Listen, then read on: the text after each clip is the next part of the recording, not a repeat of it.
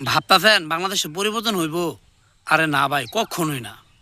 সবাই কিন্তু মনে করেন আপনাকে নয় ছয় বুঝায়া ক্ষমতায় যাইব। ক্ষমতায় যাওয়ার পর সবাই সেই আগের মতনই ব্যবহার করব। চাঁদাবাজি, দুর্নীতি, টেন্ডারবাজি, সুদ, ঘুষ যা কিছু আছে সব কিছুই করব। আজকে যদি বাংলাদেশের রাজনীতিবিদেরা আমাদের দেশটাকে পরিবর্তনই চাইতো, তাহলে বিএনপি প্রথম ক্ষমতায় যায় জুলাইকে অস্বীকার করতো না। ক্ষমতায় যায় তারা চান্দাটাকে হালাল হিসাবে তারা কখনোই নিত না।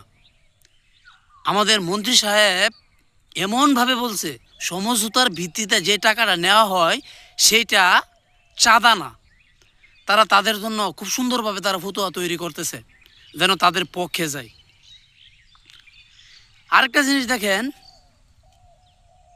ইসলাম বিশ্ববিদ্যালয়ের বিসিকে ছাত্রদলের পোলাপানে আইসা হেনস্থা করতেছে। এর কারণ কি? জিয়াউর রহমানের নাম নিয়ে কেন দোয়া করা হয় নাই? আগে ছিল মুজিব পূজা, এখন হয়ে যাচ্ছে জিয়া পূজা। তারেক রহমান কি এসব বলছে তাদের দলের নেতাকর্মীদেরকে? আমার মনে হয় কখনোই বলে নাই। উনি কিন্তু জুলাই জুলাই আগস্টে যে পতন হয়েছিল স্বৈরাচারী শেখ হাসিনা, তখন কিন্তু সে কিন্তু বলছিল যে তারে নিয়া চিত্রাঙ্কন করুক, তাতে কোনো সমস্যা নাই, সবার স্বাধীনতা ফিরে পাক। কিন্তু তার যেসব নেতাকর্মীরা যেসব শুরু করছে, বিএনপি বেশি দিন ক্ষমতায় থাকতে পারবে না, এটা লিখে রাখেন।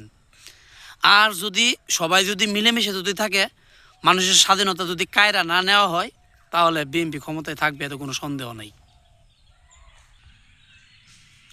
আর না হয় মানুষ যদি অতিষ্ঠ হয়ে যায়, অত্যাচার যদি সহ্য না করতে পারে, তাহলে হাসিনা যেইভাবে ভারত পালিয়ে গেছে, জনাব তারেক রহমানের সেইভাবেই যাওয়া লাগতে পারে। তাই বলছি, আপনারা ক্ষমতায় গেছেন, আপনারা আপনাদের মন মতনই সব কিছু করেন, সমস্যা নাই, কিন্তু জালিম হইয়েন না।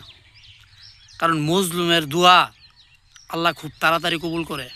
আর আল্লাহ যদি মজলুমের দোয়া যদি একবার কবুল করে, তাহলে আর রক্ষা নাই। জিনিসটা মাথায় রেখে তারপর কাজ করেন। আসসালামু আলাইকুম।